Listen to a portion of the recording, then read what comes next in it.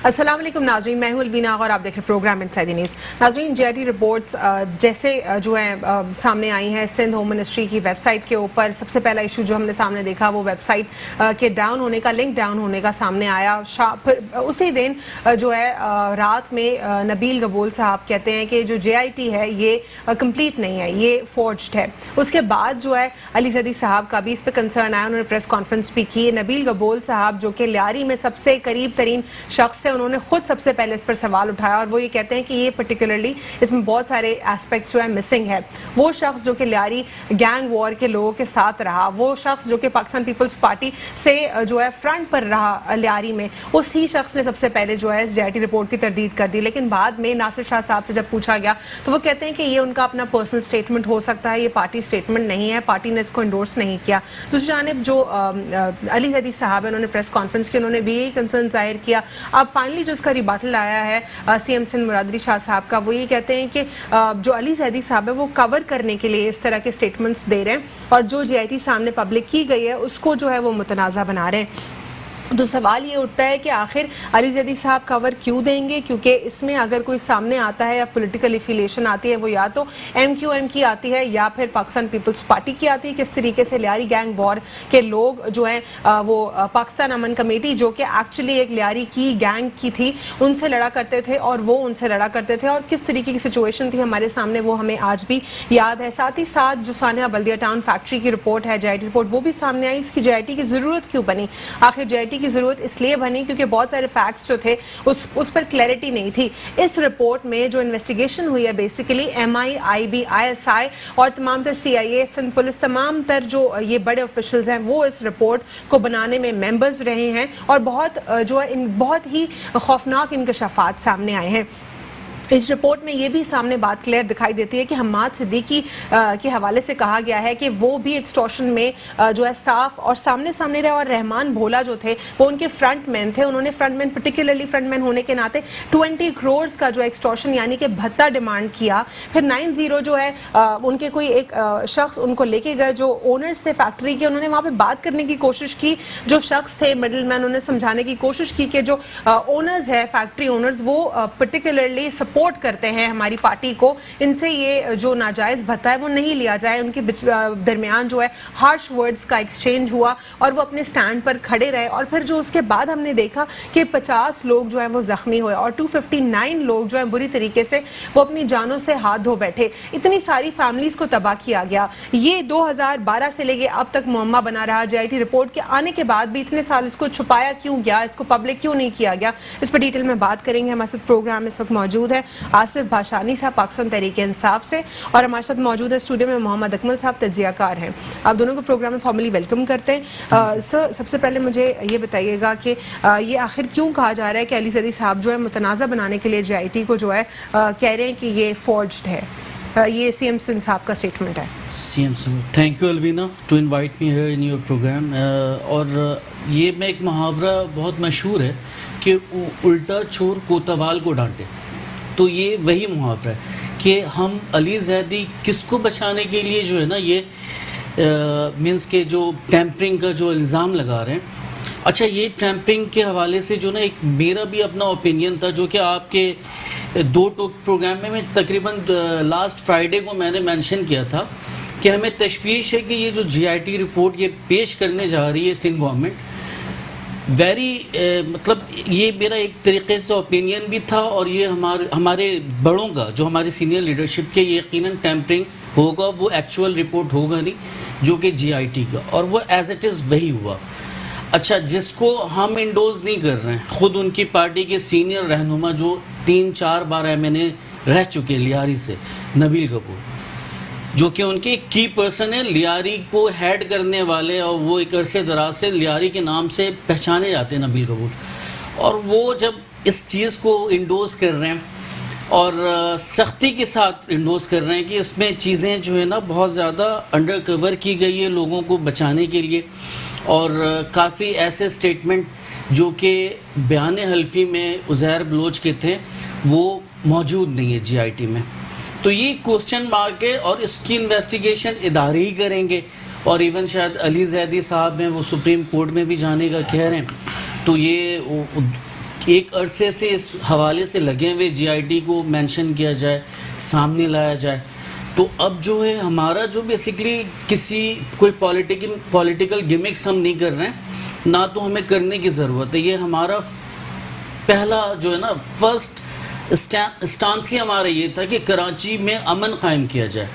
जो गुज़िश्ता 30 साल से जो 3 दिहाइयों से कराची में जो सियासी माहौल है जी। और जिस तरह से आग और खून की नदी यहाँ पे बहती रही है और जो एक रोशनियों का शहर वो तारीकियों में डूब चुका है, तो उसको बहाल करना सिर्फ कराची नहीं पूरे पाकिस्तान के लिए बहुत ज़रूरी है। मोहम्मद अकमल साहब, आपको क्या लगता है ये जो हमने रिफ्ट देखी दोनों पार्टीज़ के दरमियान, और सीएम सिंध साहब कह रहे हैं कि अली सैदी साहब जो है कवर करने के लिए जेआईटी को इत्सेल्फ मुतनाज़ा बनाने की कोशिश करें, आखिर अली सैदी साहब कैसे कवर कर सकते हैं?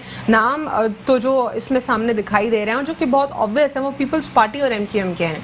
देखें, इसमें जो अपना लियारी के हवाले से जो जीआईटी बनाई गई है उसकी अगर हम बात करें तो उसमें ये ठीक है, लेकिन ज़्यादा जो लियारी गैंग वॉर में जो था वो ज़्यादा पीपल्स पार्टी से रिलेटेड थे। MQM का हाथ बहुत कम था। सिर्फ बाबा लाडला जो था he was in MQM just he was using Arshad Pappu के भी जो है कहा जाता है। मैं थोड़ा सा लियारी गैंग वॉर को ना आपको बिल्कुल स्टार्टिंग से बताता हूँ। मैं 1992 उस वक्त से जानता हूँ। लियारी के जो बेसिकली लोग हैं, अगर वहाँ पे किसी का जाना हुआ तो दे नो, वहाँ के लोगों को ना फुटबॉल से बहुत ज़्यादा वो है लगाव है, ठीक है ना। दे स्पोर्ट्स लविंग पीपल अनफॉर्चुनेटली। और वो जो है ना वो भुट्टो साहब के जो है ना वो बड़े वो थे, एक किस्म के एहसानमंद थे, या उन्होंने एक मतलब भुट्टो साहब वहाँ आए थे तो भुट्टो साहब की एक बड़ी ज़बरदस्त आदत थी, वो नाम से जो है ना वो लोगों को पुकारते। तो वंस ही केम इन लियारी और उन्होंने 1-2 लोगों को जब नाम से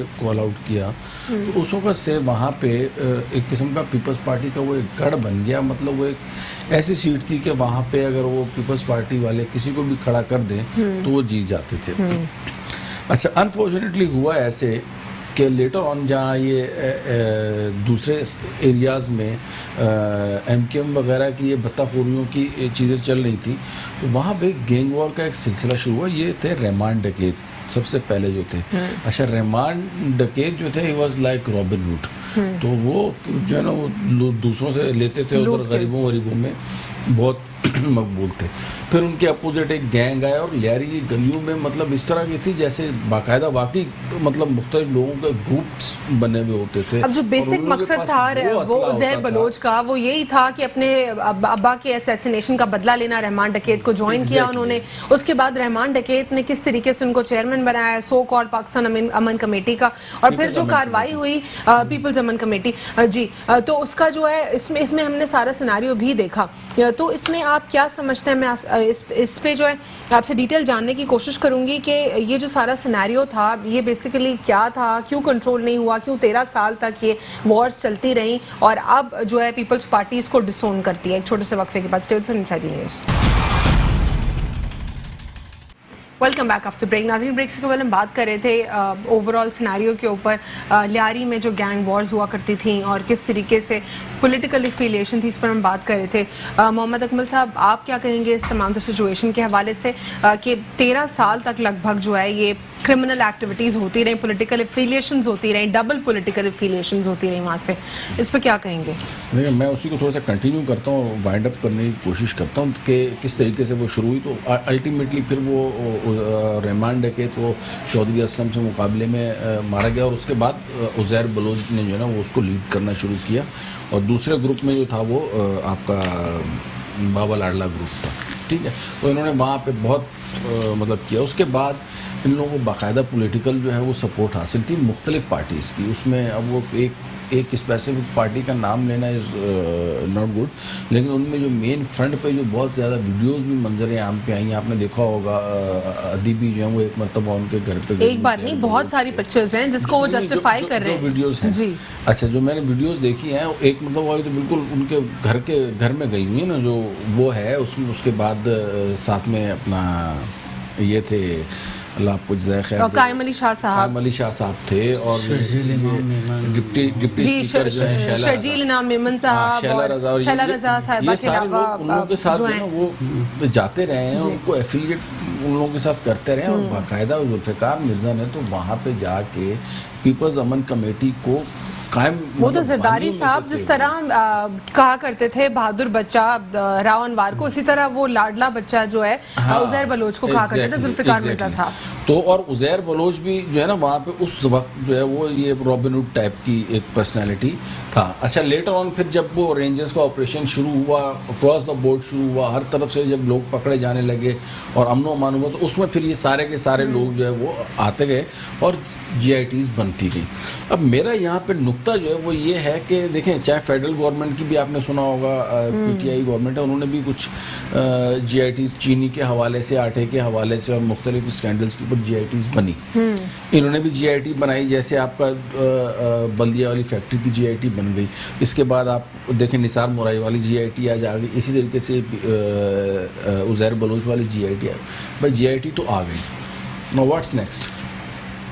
आगे का कोई नहीं सोच रहा, ना आगे की कोई बात कर रहा है। फिलहाल हम इसी स्टेज पे फंसे हुए हैं। और इसमें कोई शक नहीं है कि GITs जितनी भी हैं इस वक्त वो एक पोलिटिसाइज हो चुकी हैं, उनमें मैनिपुलेशन है, और वो अक्रॉस द बोर्ड है। उसमें ये नहीं किसी एक पार्टी या किसी एक GIT में हुई है, इन्फ्लुएंशियल है। आपको पता है हमारे यहाँ पे ज़्यादातर जो पुलिस है या दूसरी ब्यूरोक्रेसी है वो अल्टीमेटली पॉलिटिकल इन्फ्लुएंस में होती है।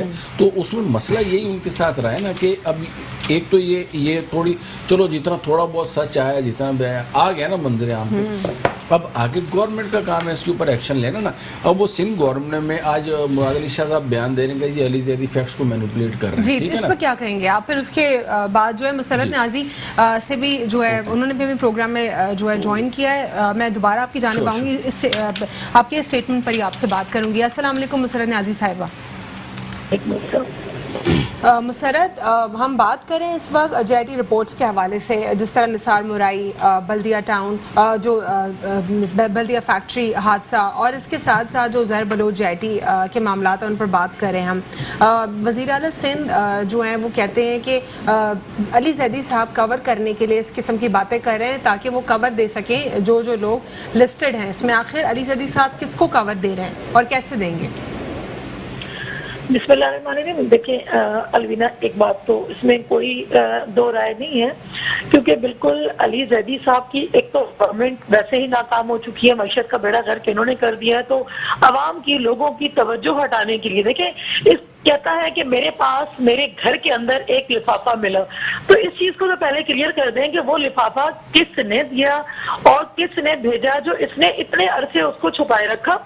और अब उससे पता चल रहा है कि GIT में नहीं भाई, GIT पब्लिश हो चुकी है, जो लोग उसके अंदर मुजरिम है उनको सजा मिले, ठीक है। हम उसको नहीं शेल्टर प्रोवाइड कर रहे, शेल्टर तो आप प्रोवाइड कर रहे हैं क्योंकि सबसे ज्यादा करीबी, सबसे ज्यादा करीबी अलवीना देखे सबसे ज्यादा करीबी मोहरा था जुल्फकार मिर्जा का। तो जुल्फकार मिर्जा की वाइफ को तो आपने मिनिस्टर बना के रखा। जुल्फकार मिर्जा किसका बंदा था? देखिए, जब हमें पता चला, अलविदा प्लीज मेरी बात जरूर सुनिएगा, जब हमें ये पता चला कि जुल्फकार मिर्जा हमारे वजीर दाखिला है और इस किस्म की किसी एक्टिविटी में मुलविस है, तो उन्हें अपने ओहदे से हटा दिया गया। जब आप लोगों ने हटाया? जी, आप लोगों ने हटाया?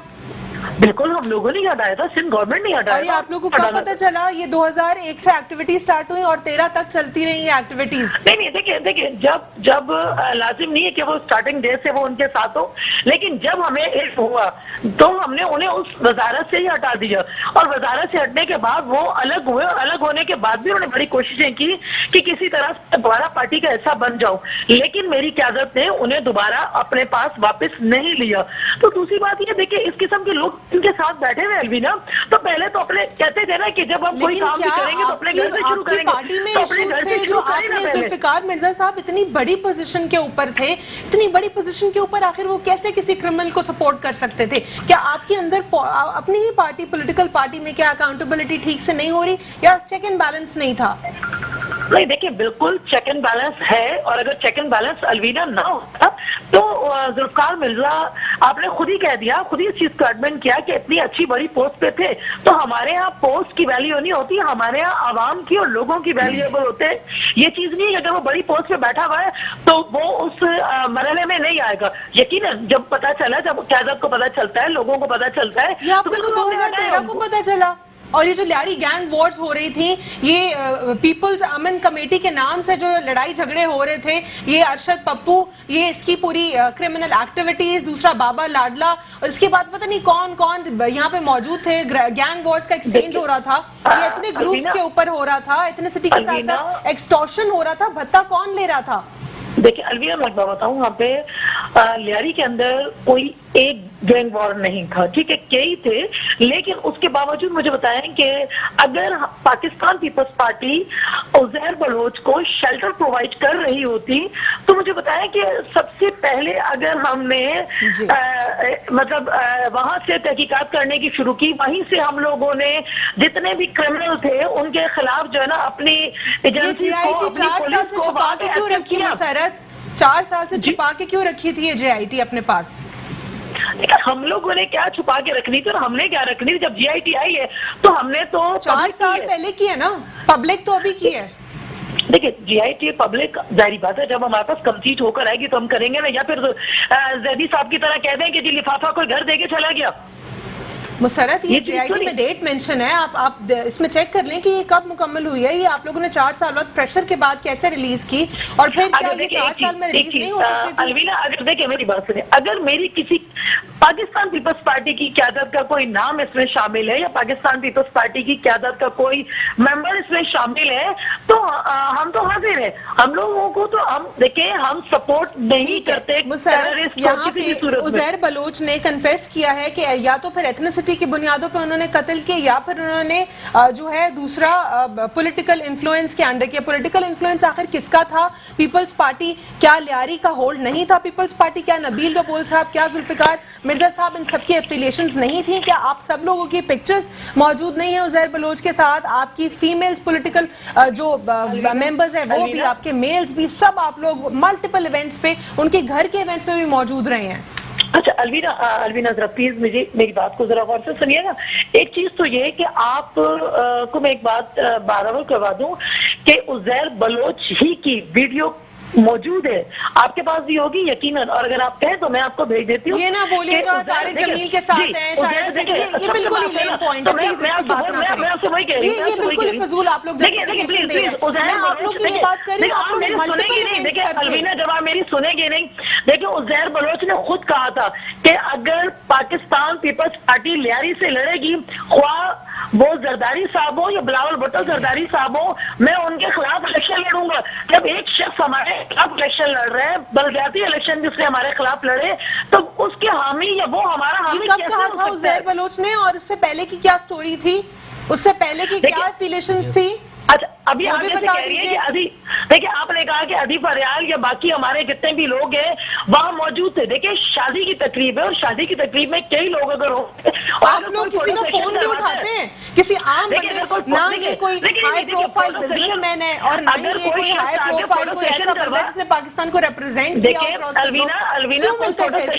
देखिए अलवीना को फोटो सेशन करवाते हैं तो उसके चेहरे पे लिखा हुआ नहीं होता कि वो टेररिस्ट है, और अगर अदीफ अरियाल को वो तोहफा दे रहा है, वो तोहफा ले रहे हैं, तो तोहफा कुरान पाक का है जिसको सीने के साथ लगाया जाता है, उसको खुदा ना खास्ता एक मुसलमान कोई भी नहीं कह सकता कि मैं नहीं लूंगा। अच्छा ठीक है, मैं कुरान पाक की तो बिल्कुल भी बात नहीं करूंगी, ये इस पे बात मैं नहीं कर रही। तो मैं चाहती हूँ कि मुसरत आप भी इस पे मेरे साथ प्रोग्राम में बात नहीं करें। मेरा तो दिल देख के, वो क्रिमिनल जिस तरह कुरान पाक को एज एन ऑब्जेक्ट यूज कर रहा था, मेरा तो दिल उससे भी घबरा रहा है। मैं चाहूंगी कि आप लोग भी ये बात ना करें तो बेहतर होगा। जी यहाँ पे मैं आपसे जानना चाहूंगी कि ये ना तो MKM ये तमाम तर इश्यूज को मानने के लिए तैयार है। JIT रिपोर्ट्स में हर चीज सामने क्लियर है, नाम नहीं है जिसको कहा जा रहा है कि फोर्ज किया गया, लेकिन इस वक्त सिर्फ ग्राउंड्स पर बात करते हैं, टेक्निकल ग्राउंड्स पर। वो दोनों के हवाले से बिल्कुल चीख कर बोल रहे हैं हर JIT रिपोर्ट में, कोई नहीं मानने को तैयार। मैं दोबारा आपसे वही सवाल करूंगी जिसका आपने मुझे जवाब नहीं दिया कि आखिर ये कि अली जैदी के हवाले से क्यों कह रहे हैं कि वो कवर कर रहे हैं? आखिर वो किसको कवर कर रहे हैं और कैसे कवर करेंगे? ये एक्चुअल अली ज़ैदी किसको कवर करेंगे, ये तो खुद एक क्वेश्चन मार्क मेरे लिए भी, इसलिए कि ये तो अली ज़ैदी का एक स्ट्रगल रहा है कि गुज़िश्ता 5-6 साल से इस जीआईटी के पीछे उन्होंने first person, he was the first person जिसने जीआईटी को अवाम में या सामने पेश करने का जो ना डिमांड किया, फिर वो हाई कोर्ट में भी गए। तो उनका स्ट्रगल है, मतलब ये ऐसा नहीं कि उन्होंने 2-4 दिन पहले वो कौमी असेंबली में जीआईटी पेश किया और फिर एक छोटा सा ब्रेक लेंगे, फिर इनसे कंटिन्यू करते हैं। Stay tuned inside the news. Welcome back after break. नाज़रीन, ब्रेक से कबल हम बात कर रहे थे उज़ैर बलोच जेआईटी के हवाले से, कुछ बात करेंगे बल्दिया टाउन, जो बल्दिया फैक्ट्री थी उस हवाले से भी बात करेंगे। मुसरत, आपसे मैं जानूंगी इस पर कि ये जो 11 सितंबर 2012 को जो इंसिडेंट हुआ जिसमें इतने लोगों की जानें गई और इसमें 50 लोग जो हैं वो ज़ख्मी हुए, पर्टिकुलरली 250 से ज़ायद लोग जो उनकी जानें गई, इस पर क्या कहेंगी? आपके एलाय थे एमक्यूएम, तो वहाँ पे भी क्या आप लोगों को बरी ज़मान कर दें? देखिए, उस पर मुस्तकिल जो है ना हमारी लॉ फोर्स ऑफ एजेंसीज भी इस पर काम करती रही और उसका अदालत में चला, उस पर एफआईआर लॉन्च हुई। गवर्नमेंट यही कर सकती है और जब उसका जीआईटी रिपोर्ट आई है तो वो पब्लिक कर दी गई है। ये भी फौरन पब्लिक नहीं हुई है। हम तो शुरू दिन से कहते हैं, हम तो शुरू दिन से कह रहे हैं कि जी ये एमक्यूएम की कारस्तानी थी और एमक्यूएम ने किया, भत्ते की वजह से किया, और हमने तो कभी नहीं कहा कि उनको फेवर कर रहे हैं, क्योंकि हम 2012 में इंसिडेंट हुआ था। आखिरी सवाल मुसरत, स्टूडियो में भी मेहमानों से बात करनी है मैंने, जो 2012 में इंसिडेंट हुआ, उसके बाद अब हम 2020 में हैं, 2020 में जेआईटी रिपोर्ट आ रही है, क्या ये एक कंप्लीट स्टैंडर्ड है जस्टिस का, आपको लगता है?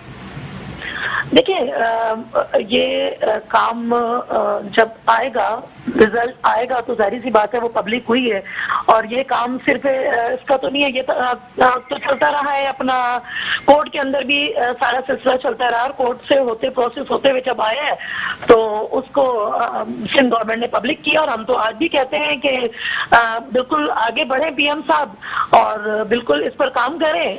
हम तो उनके साथ हैं कि इंसाफ होना चाहिए और अपने लोगों के साथ भी इंसाफ करें और अली ज़ैदी जो है ना चवल और ड्रामेबाजी बंद करें अपनी। अच्छा, ठीक है, बहुत बहुत शुक्रिया मुसरत न्याज़ी साहब प्रोग्राम में शिरकत करने के लिए।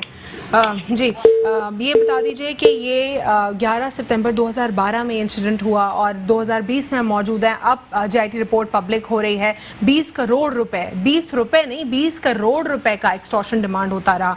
क्या कौन सी गवर्नमेंट्स थी, कैसे हम लोग रहते थे, क्या ये जंगल का कानून था? ये मैडम, ये जंगल से भी बहुत ज़्यादा वर्स कंडीशन था कराची का।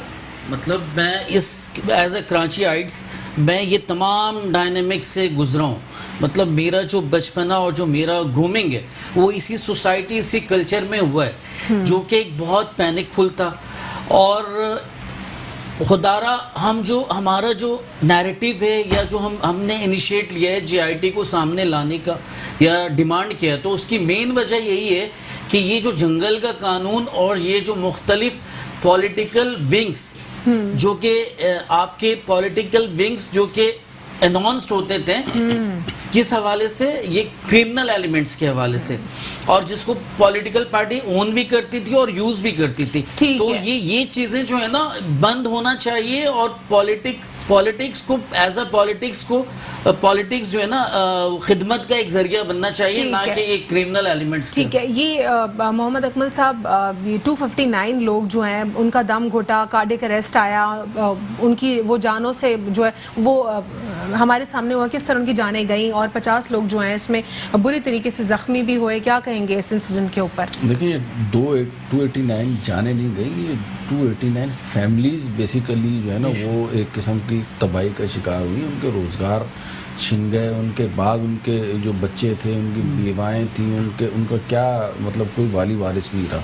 हालांकि ये एक अच्छी मतलब फैक्ट्री थी जो एक्सपोर्ट वगैरह ये लोग करते थे। तो अब इसकी डिटेल में जाना तो एक अलग चीज़ हो जाएगी। ओवरऑल सिनेरियो में अगर हम बात करें कि जीआईटी अब इस वक्त हमारी जो जनरल पब्लिक है ना वो ये समझ रही कि भाई जीआईटी बन गई। अब जैसे मैडम भी कह रही थी वो मैं आपसे वो पॉइंट भी ज़रूर लूँगी, लेकिन मुझे यहाँ पे ये पॉइंट बता दीजिए, 20 करोड़ रुपए तो एक फैक्ट्री का एक्सटॉर्शन सामने आया है, तो यानी कराची में कितना बेशुमार भत्ता लिया जाता था, क्या इसका चेक एंड बैलेंस हमारे पास मौजूद था कि किस तरीके से एक इलीगल एक्टिविटी हो रही थी और कितनी बड़ी तादाद में? ऑब्वियसली नहीं है एक इलीगल एक्टिविटी का, लेकिन कितना लॉस कराची को पहुंचाया, कितना सिंध को पहुंचाया गया? इसमें सारे जिम्मेदार हैं, जैसा कि और लियारी से भी हुआ है मोहम्मद अकमल साहब, पूरे कराची से होता था। अरबों का भत्ता जो है वो इकट्ठा होता रहा है इस एरिया में। यहाँ पे तो कुर्बानी की खालों तक को नहीं बख्शा गया, उसकी पर्चियां देते रहे हैं। मतलब ये असर हो गया था। वो कहते हैं एमक्यूएम वाले कहते हैं वो तो हम ज़कात और वो खाले लेते हैं, ये ज़कात होती है, एक्सटॉर्शन। तो बहरहाल वो जो भी है, कहने का मकसद ये कि ओवरऑल इस शहर को तो जिस तरीके से लूटा गया है ना, वो तो कोई मिसाल नहीं मिलती। मतलब अगर कोई और शहर होता तो पता नहीं उसका क्या हशर हो चुका होता। लेकिन ये तो फिर अभी भी मिनी पाकिस्तान है। सलाम है इस मुल्क, इस कराची के अवाम को कि जिन्होंने इन सब चीज़ों के होते हुए भी यहाँ पे अपने कारोबार को जारी रखा। उन बिजनेसमैनों को भी सलाम है जिन्होंने भत्ते देते हुए अपने कामों को जारी रखा। वरना मैं आपको बता रहा हूँ कि आप इंडस्ट्रियल एरियाज में चले जाएं, जिसका एरिया लगता था, नॉट ओनली मैं एक सिर्फ पीपल्स पार्टी और एमक्यूएम की बात नहीं कर रहा, यहाँ पे छोटी छोटी पार्टियां हैं ना, जैसे एएनपी हो गई है, दूसरी जो कम थी, इन लोगों ने भी आखिर में शुरू कर दिया था भत्ता लेना। exactly. गेट में गए, पर्ची दे दी, और मतलब यहाँ पे कारोबार तो उसके बाद फिर रेंजर्स का ऑपरेशन शुरू हुआ। मैं अब ये कह रहा हूँ, ये GIT की एक नई पॉलिटिक्स शुरू हो चुकी है। कुछ वहाँ पे चीनी आटे की, जैसे मैंने बताया, वो GIT आई है। तो अब बुनियादी बात ये है कि अब ये कह रही है PM एक्शन लेगा, ठीक है ना। तो भाई ये सूबाई मामला था, इसके ऊपर GIT की रिपोर्ट आ गई। इससे अगला प्रोसेस होता है कि गवर्नमेंट उस GIT की रिपोर्ट की बेसिस के ऊपर उसकी इंक्वायरी कंडक्ट करवाने के बाद पुलिस की जो भी FIR लॉन्च होगी, जो भी होगा उसमें मुल्जिमान को कटाए। इसका आगे एक लंबा प्रोसेस आगे भी चलता है। ये नहीं है कि GIT पब्लिक करती है और आपकी जिम्मेदारी डॉक्यूमेंट है, ठीक है, इटसेल्फ इसकी सिंपल सिर्फ और सिर्फ इंटेरोगेशन की जो फैक्ट्स है वो इसमें लिस्टेड है, लेकिन इससे कुछ रिजल्ट नहीं आएगा सामने। कि legal it can not be produced as an evidence, ठीक है ना। ये तो एक चीज, एक हेल्प है, आगे एक रिपोर्ट है कि ये गाइडलाइंस है। उसके बाद उसकी बेसिस के ऊपर हुकूमत वक्त का काम होता है। आप कोई भी क्रिमिनल जब मुकदमा होता है ना, तो उसमें एक तो FIR जो लॉन्च करता है वो मुद्दई कर रहा होता है, लेकिन उसके साथ गवर्नमेंट ऑफ पाकिस्तान भी प्लेंटिव बनती है साथ में, ठीक है ना। तो अब मैं ये कह रहा हूँ कि क्रिमिनल प्रोसीडिंग्स, जी मैं क्रिमिनल की बात कर रहा हूँ। तो अब यहाँ पे ही इस गवर्नमेंट ऑफ सिंध का काम है कि दे शुड प्रोसीड। अब I am not going into conspiracy कि कौन किसके साथ था, किसके साथ नहीं था, ये था वो था। अब आप आगे एक इंसाफ वाला निज़ाम और इंसाफ की इंक्वायरी कंडक्ट कराएं, और जो भी अल्टीमेटली तो इन मुजरिमान को कटहरे में ला के इनको सजा देना, ये टारगेट है ना। ये GIT पब्लिश करना टारगेट है। हम इस बात पे अटके में कि GIT पब्लिश हो गई, वो उसने इसका नाम ले दिया, उसका नाम था नहीं था, ठीक है, जस्ट लीव इट, प्रोसीड। जिस तरह ये आसिफ भाषानी साहब, जिस तरह मोहम्मद अकमल साहब कह रहे हैं कि GIT पब्लिक हो गई, अब फर्दर इसमें क्या होगा? क्योंकि ये प्रोविंशियल डोमेन है, ये बल्दिया फैक्ट्री भी कराची में मौजूद थी, साथ ही साथ जो ज़हर बलोच की जो GIT है वो भी कराची से ताल्लुक़ रखती है, फिर निसार मुराई की वो भी यहीं से ताल्लुक़ रखती है। ये सारा मामला तो सिर्फ और सिर्फ पाकिस्तान पीपल्स पार्टी के हवाले से। आप लोग इनके ऊपर किस तरह प्रेशर क्रिएट करेंगे और कैसे इनके कॉन्सिक्वेंसेस सामने लेकर आएंगे? तो सिर्फ रिपोर्ट है ना, हो गया। अच्छा, मैं ये कहना चाहूँगा अलवीना कि ये GIT, ये सिंपल, ये सीन लेवल की जो GITs है ना, जो 3 GITs की आप बात कर रही हैं, बल्दिया और ये उज़ैर बलोच, निसार मुराई, उससे पहले अबव भी ये जो अपना शुगर के हवाले से GIT है, फिर जो वीट के हवाले से, ये बेसिकली अब जो हम एक कल्चर डेवलप करना चाह रहे हैं, पॉलिटिकल कल्चर, जिसमें जो चीज़ें गलत हो तो वो आवाम के सामने भी आए, ठीक है, और उसके जो सज़ा और जज़ा, उसका भी फैसला होना चाहिए, ना कि किसी भी इशूज़ को 10-10 साल 12-12 साल। देखें, ये असल में ये हक और सच की जो है ना, मतलब एक डायमेंशन है जिसकी तरफ हमें जाना है। आप कह रहे हैं 1 लाइनर दे दीजिए मोहम्मद अकमल साहब, वक्त खत्म हो गया है। मेरा तो 1 लाइनर सिर्फ यही है कि GIT जो बनी है वो सिर्फ और सिर्फ सिंध की हद तक महदूद ना रखें। जो फेडरल गवर्नमेंट के लेवल के ऊपर, ये दूसरी लाहौर में भी तारुल कादरी वाला जो इशू था, उसके ऊपर GIT जस्टिस बाकर नजफी रिपोर्ट भी आई, बिल्कुल। तो GIT से आगे निकलना चाहिए। यहीं पे एंड करेंगे हम। मोहम्मद अकमल साहब तज्जियाकार जो हैं, इन्होंने हमें प्रोग्राम में ज्वाइन किया। आसिफ भाषानी साहब पाकिस्तान तहरीक इंसाफ से ज्वाइन किया। मुसरत न्याजी ने पाकिस्तान पीपल्स पार्टी से ज्वाइन किया।